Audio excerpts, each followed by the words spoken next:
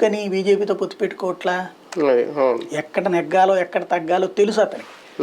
ఎవరి లెక్కలు వాళ్ళకు ఉన్నాయి. ఈవిడికి అసలు ఏం లెక్క ఉంది? ఫస్ట్ ముందు ఒక పార్టీని ఒక మండల కమిటీనో బూత్ కమిటీనో ఇట్లా ఏమైనా ఎస్టాబ్లిష్ చేసిందా?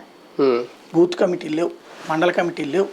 ఈవిడ పార్టీ పెట్టిన తర్వాత ఒక్క ఎలక్షన్లోనూ పోటీ చేయలే. కనీసం ఈవిడ టైంలోనే కదా, ఈవిడ వచ్చిన తర్వాతనే కదా బై ఎలక్షన్స్ జరిగినాయి, మున్సిపల్ ఎలక్షన్ జరిగినాయి, కార్పొరేషన్ ఎలక్షన్ జరిగినాయి, జెడ్పీటీసీలు జరిగినాయి, ఎంపీటీసీలు జరిగినాయి. దేంట్లో పోటీ చేసింది ఈవిడ? అసలు ఏమీ పోటీ చేయకుండా నేనే గనక లేస్తే మనిషిని కాదు అంటే అదే ఎట్లా ఉంటుందంటే ప్రణాళికలు లేనటువంటి మాటలు. అంటే అధికారంలోకి రావడానికి ఉపయోగపడకపోయినా ఇటువంటి పార్టీలు అధికార పార్టీని గద్దెదించడానికి ఉపయోగపడతాయా? అక్కడ కేసీఆర్ని గద్దెదించడంలో కొంత పాత్ర అయిన వైఎస్ఆర్ టీపీది ఉందా? అదే కాంగ్రెస్ అన్న ఫీల్ అవ్వాలి కదా, అది అంటున్నా. పోటీ చేసి కొంత ఓటు బ్యాంక్ చీల్చింది అనుకోవచ్చు.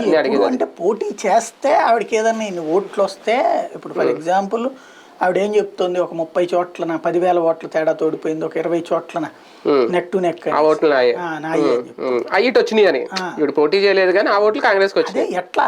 ఎవరు డిసైడింగ్ ఫ్యాక్టర్? అంటే ఇప్పుడు కాంగ్రెస్ కి సపోర్ట్ అని చెప్పేసింది కదా లాస్ట్ లో. అదే ఆవిడ ఫీల్ అయితే ఎట్లాగా? అందుకని అందరూ వేసే వాళ్ళు అందరూ వైఎస్ఆర్ అమ్మాళ్ళందరూ ఇటు వేసేసారు. అంత పిచ్చోళ్ళ ఈవిడ వెనకాల రావాలి గాళ్ళు.